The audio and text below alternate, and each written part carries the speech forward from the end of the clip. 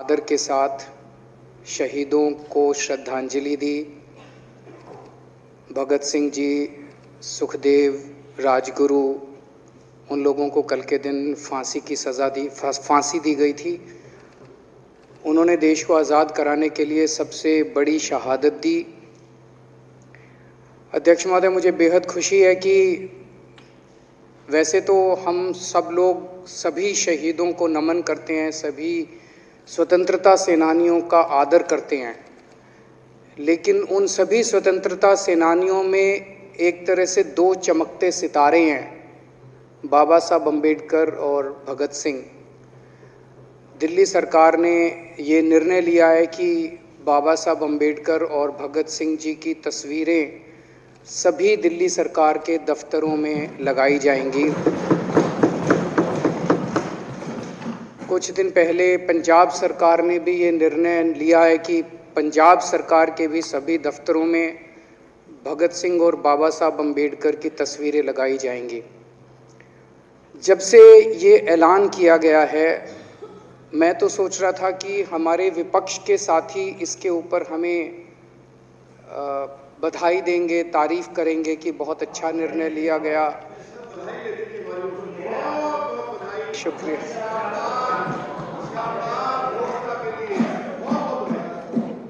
लेकिन जब से ये ऐलान किया है कि इतना, यहाँ तो कहने के लिए कह दिया, बाहर एक मिनट मेरे को पूरा, हमें इतना क्रिटिसाइज किया जा रहा है। बीजेपी वाले कह रहे हैं कि बाबा साहब अम्बेडकर और भगत सिंह की क्यों लगाई, सावरकर की क्यों नहीं लगाई, हेडगेवार की क्यों नहीं लगाई। तो मैं कह रहा हूँ भाई, सावरकर की और हेडगेवार की तुम लगा लो। अब देखो, जो बोल रहे थे उसमें तो किसी ने टिप्पणी नहीं की। मैंने कहा भाई सावरकर की बोल रहे हैं, सावरकर की और हेडगेवार की तुम लगा लो, हम बाबा साहब अम्बेडकर की और भगत सिंह की लगा लेते हैं। कांग्रेस वाले चिल्ला रहे हैं, इंदिरा गांधी की क्यों नहीं लगाई, राजीव गांधी की क्यों नहीं लगाई, सोनिया गांधी की क्यों नहीं लगाई। तो हम कह रहे हैं भाई, इंदिरा गांधी की तुम लगा लो, हम तो बाबा साहब अम्बेडकर की और भगत सिंह की लगाएंगे। अध्यक्ष महोदय, मेरे को पता नहीं था ये लोग बाबा साहब अम्बेडकर और भगत सिंह से ऐसी नफरत क्यों करते हैं सारे प्रतिपक्ष के लोग। मैं आपको बताता हूं क्यों करते हैं, और खासकर बीजेपी वाले बाबा साहब अम्बेडकर से इतनी नफरत क्यों करते हैं, मैं बताता हूं आपको। बाबा साहब अम्बेडकर ने संविधान बनाया, मैं बता देता हूं आपको, आप भी सेटिस्फाई हो जाओगे।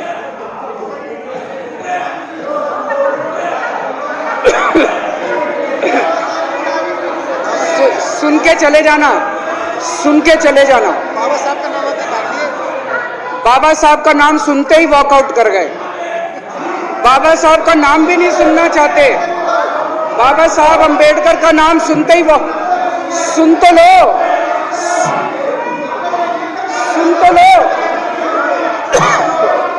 वो तमाशा, और ये सब कुछ जो इन्होंने बोला वो सच बोला। सुन तो लो।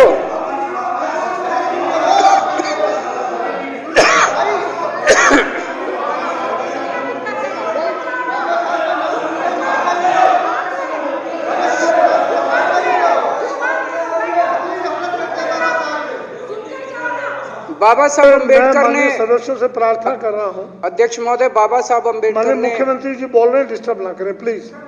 नहीं, ये कोई तरीका। सत्य कौन बोल रहा था?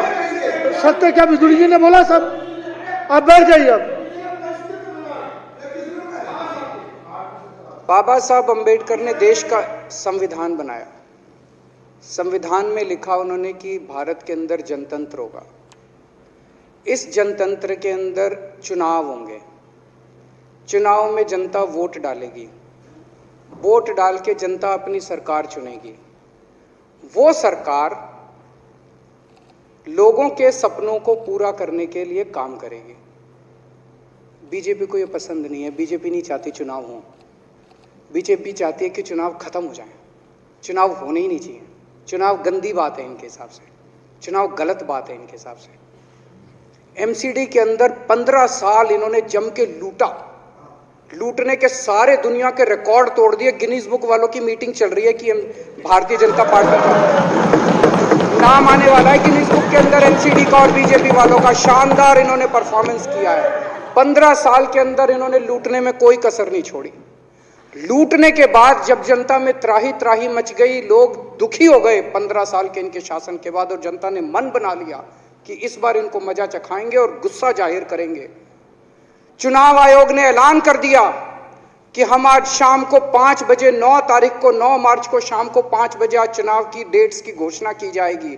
4 तारीख को प्रधानमंत्री के दफ्तर से फोन जाता है, चिट्ठी जाती है चुनाव कमिश्नर को, चुनाव रद्द कर दो। पूरी दुनिया के अंदर आज तक ऐसा नहीं होगा कि प्रधानमंत्री सीधे सीधे चुनाव कमिश्नर को फोन करके और चिट्ठी लिख के कहते हैं कि चुनाव रद्द कर दो। इसलिए ये नफरत करते हैं बाबा साहब अम्बेडकर से। ये कहते हैं बाबा साहब अम्बेडकर नहीं होता तो जनतंत्र नहीं होता इस देश के अंदर। कल एक बीजेपी का बड़ा नेता मिला, बोला जी मैंने तो अपने बीजेपी के बड़े नेताओं को बोल दिया ये चुनाव का चक्कर छोड़ो, एमसीडी में भी एनडीएमसी जैसा कर दो। मैंने कहा इसका क्या मतलब? वो बोले जैसे एनडीएमसी में चुनाव ही नहीं होते, एनडीएमसी में केंद्र सरकार नॉमिनेट कर देती है, बोले जी एमसीडी में भी यही हो जाना चाहिए। अध्यक्ष महोदय, इनका बस चलना इस देश के अंदर सारे राज्यों में और देश में चुनाव कराना बंद कर दें। इसलिए ये नफरत करते हैं, इसलिए बाबा साहब अम्बेडकर से नफरत करते हैं ये लोग। बाबा साहब अम्बेडकर चुनाव की प्रक्रिया रख के गए थे, इनका बस चले तो ये चुनाव कराना बंद कर दे। कह रहे हैं हम तीनों एमसीडी को यूनिफाई करना चाहते हैं। अरे 7 साल थे तुम्हारे पास, सो रहे थे क्या 7 साल से? कहां थे तुम लोग 7 साल से? क्यों नहीं तुम लोगों ने क्यों नहीं तुम लोग यूनिफाई करने के लिए पैसे चाहिए? क्यों नहीं तुम लोगों ने यूनिफाई किया 7 साल से? चुनाव के 1 घंटे पहले तुम लोग चिट्ठी लिख रहे हो, अब सो के जागे हो कि अब यूनिफाई करोगे। तो यूनिफाई नहीं करना, चुनाव टालने हैं, क्योंकि हार रहे हैं। मेरी हाथ जोड़ के विनती है, हार जीत लगी रहती है, कभी ये पार्टी हारती है, कभी वो पार्टी हारती है, कभी आज बीजेपी हारती है, कभी आम आदमी पार्टी भी हारती है, कभी कांग्रेस हारती है। देश बड़ा है, देश की सोचो। आज आम आदमी पार्टी है, कल आम आदमी पार्टी हो सकता है ना हो। आज बीजेपी है, कल बीजेपी हो ना हो। आज केजरीवाल है, कल केजरीवाल नहीं होगा। आज मोदी जी हैं, कल मोदी जी नहीं होंगे। कोई बड़ा नहीं है, देश बड़ा है, मुल्क बड़ा है, कौम बड़ी है, समाज बड़ा है। देश को नहीं झुकने देना, देश को नहीं टूटने देना, देश को नहीं किसी भी हालत में देश पे आंच नहीं आनी चाहिए। ये लोग देश के साथ खिलवाड़ कर रहे हैं, ये लोग संविधान के साथ खिलवाड़ कर रहे हैं। कह रहे हम यूनिफाई करना चाहते हैं। इन्होंने एक चिट्ठी लिख दी चुनाव आयोग को कि हम तीनों एमसीडी को यूनिफाई कर रहे हैं, इसलिए चुनाव टाल दो। चुनाव आयोग ने चुनाव टाल दिया। कल को दिसंबर में गुजरात के चुनाव हो रहे हैं। अब जनता कह रही है ये गुजरात हारेंगे। अब अगर ये गुजरात हारेंगे तो ये 10 दिन पहले चिट्ठी लिख देंगे चुनाव आयोग को कि भाई हम गुजरात को और महाराष्ट्र को एक कर रहे हैं, इसलिए गुजरात के चुनाव टाल दो। गुजरात के चुनाव टल जाएंगे। अगली बार ये लोकसभा हारेंगे, चिट्ठी लिख देंगे जी ये पार्लियामेंट्री फॉर्म ऑफ सिस्टम बड़ा खराब है, हम प्रेसिडेंशियल फॉर्म ऑफ सिस्टम ला रहे हैं, संविधान बदल रहे हैं, चुनाव टाल दो। चुनाव टल जाएंगे। ये क्या मजाक बना रखा है इन्होंने, नौटंकी कर रखी है इन्होंने। भारत जनतंत्र है, देश ये बर्दाश्त नहीं करने वाला जो इन्होंने नौटंकी कर रखी है। कहते हैं हम दुनिया की सबसे बड़ी पार्टी हैं, हम तो जी दुनिया की सबसे छोटी पार्टी हैं। फिर भी डर गए तुम लोग।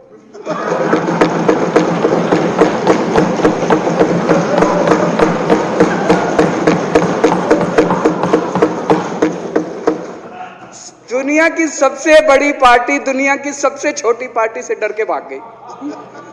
क्या कायर हो यार।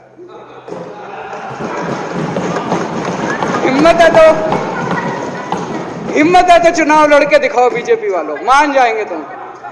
हिम्मत है तो चुनाव लड़के दिखाओ। कहते हो 56 इंच का सीना है, नहीं तो मान लो 56 इंच का सीना नहीं है, झूठ। नहीं तो मान लो कुर्ते के नीचे 56 इंच का सीना नहीं है, झूठ है ये। कल मैंने देखा, आपको भी बुरा लगा, मैं आपके कमरे में जब चाय पीने आया, आपने मेरे साथ अपना दुख शेयर किया कि जब एलजी साहब ने भाषण शुरू किया, ये सारे खड़े हो गए नारे लगाने। क्या कश्मीर फाइल्स टैक्स फ्री करो, और पीछे से 2 जने कह रहे थे दारू की दुकानें बंद करो। अब इनको भी नहीं पता आज नारे किस चीज के लगाने, ऊपर से आया तो था ऊपर से आया तो था। तो दो जने कह रहे थे दारू की दुकान बंद करो, आगे वाले कह रहे थे कश्मीर फाइल्स टैक्स फ्री करो, फिर दूसरे वाले ने कहा बे आज कश्मीर वाला नारा लगाना है।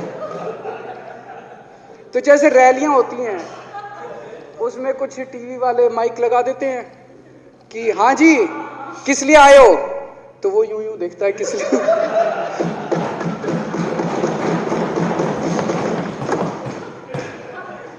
क्या हाल बना दिया इनका।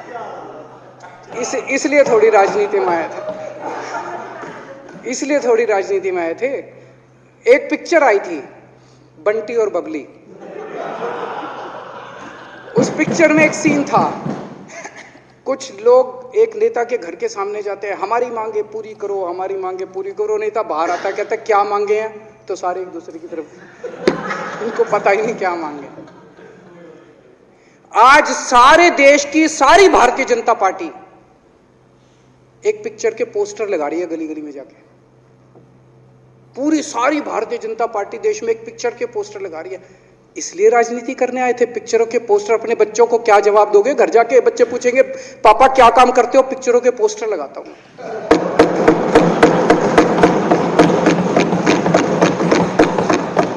8 साल केंद्र सरकार चलाने के बाद अगर किसी देश के प्रधानमंत्री को विवेक अग्निहोत्री के चरणों में शरण लेनी पड़े तो इसका मतलब उस प्रधानमंत्री ने 8 साल में कोई काम नहीं किया, 8 साल खराब कर दिए। बताओ, विवेक अग्निहोत्री के चरणों में उनको शरण लेनी पड़ रही है, बचा लो बचा लो बचा लो।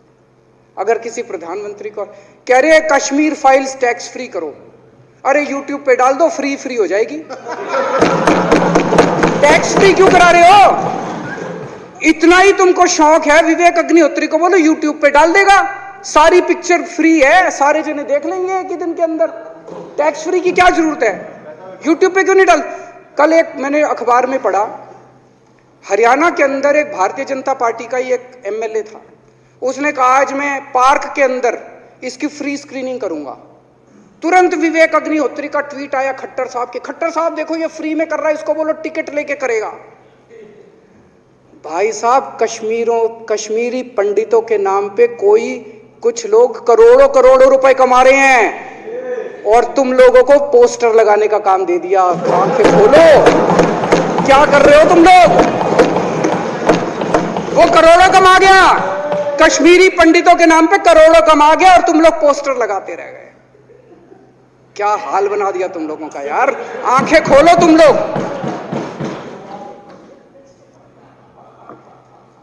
भेड़ बकरियों की तरह हाँक रखा है पूरे बीजेपी वालों को, भेड़ बकरियों की तरह हाँक रहे हैं। एक दिन बोले 3 का कृषि कानून लेके आए हैं, बहुत शानदार है, और फिर नीचे मैसेज आया भाई सारे जने तारीफ करो मोदी जी की। सारे बोले वाह मोदी जी वाह, क्या मास्टर स्ट्रोक है। और मेरे को याद है इसी सदन के अंदर इन लोगों ने उन 3 कानूनों की खूब तारीफ की थी, बोले क्या मास्टर स्ट्रोक है और क्या शानदार कानून लेके आए। 1 साल के बाद फिर आया भाई 3 कानून वापस ले लिए, बोलो फिर तारीफ करो मोदी जी की, भाई कानून बेकार थे मोदी जी। क्या इसी सदन के अंदर इन लोगों ने इतनी बेशर्मी, दिमाग पे ताला लगा रखा, इन्होंने कहा वाह मोदी जी वाह, क्या 3 कानून खराब थे आपने वापस ले लिया, देश को बचा लिया।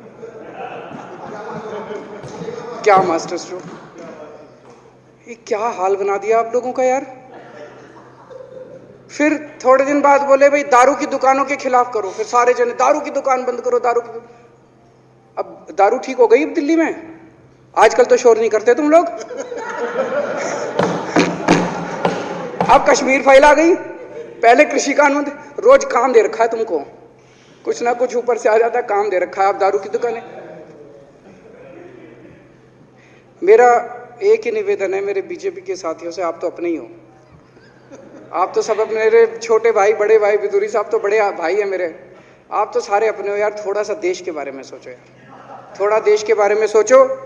हिटलर भी जो था वो कम से कम अपने चमचों को नौकरी देता था, रोजगार देता था। इतिहास उठा के पढ़ो, उसने रोजगार तो दिया था। इन्होंने क्या दिया आपको? आपके बच्चों को नौकरी दी? आपके घर में कोई खाने पीने का इंतजाम करा? आपकी बिजली का इंतजाम करा? केजरीवाल काम आता है आपके भी घर की बिजली फ्री कर रखी है। दिल्ली के 12 लाख बच्चों को नौकरी दी है मैंने, स्कूल ठीक कर दिए, अस्पताल ठीक कर दिए। आपके घर में कोई बीमार हो, केजरीवाल दवाई पहुंचाता है, मोदी दवाई नहीं पहुंचाता। केजरीवाल काम आया। मैं बीजेपी के सारे कार्यकर्ताओं से कहना चाहता हूं, थोड़ा सा दिमाग खोलो। बीजेपी के सारे सपोर्टर्स को कहना चाहता हूं, थोड़ा सा दिमाग खोलो। ये भेड़ चाल बंद करो, भेड़ बकरियों की तरह हाँक रहे हैं ये आपको, ये सब बंद करो। दिमाग खोल के सारे जने बीजेपी छोड़ के आम आदमी पार्टी में आ जाओ।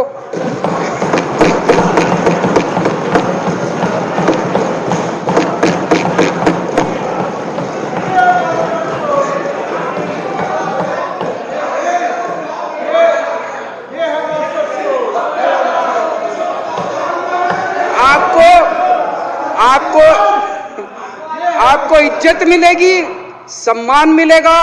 आपसे कतई झूठे नारे नहीं लगवाएंगे। राष्ट्र निर्माण में आपको साथ लेंगे हम, राष्ट्र निर्माण करेंगे आपके साथ मिलकर। ये पोस्टर भी नहीं लगवाएंगे झूठी फिल्मों के। और जो भी करना हो, कम से कम यार ये पिक्चर का प्रमोशन करना तो बंद करो। ये गंदे लगते हो तुम लोग, अच्छी शोभा नहीं देता आप लोगों को। यार आप अच्छे आदमी हो, कुछ करने आए थे राजनीति में, कहां पिक्चर के पोस्टर और प्रमोशन करने में लगा दिया। कल एलजी साहब की स्पीच पूरे देश ने सुनी। एलजी साहब को एक तरह से केंद्र सरकार का नुमाइंदा माना जाता है। एलजी साहब ने भी हमारी सरकार की कितनी तारीफ करी। 50% जीडीपी 5 साल के अंदर बढ़ गया। भारत में आज तक कभी किसी राज्य का नहीं बढ़ा। इतने शानदार काम दिल्ली सरकार ने किए हैं कि केंद्र सरकार द्वारा नियुक्त एलजी साहब ने भी दूसरी सरकार की, आम आदमी पार्टी की सरकार की भूरी भूरी शब्दों में तारीफ की। मैं एलजी साहब का बहुत बहुत शुक्रिया अदा करना चाहता हूं और इस धन्यवाद प्रस्ताव का समर्थन करता हूं।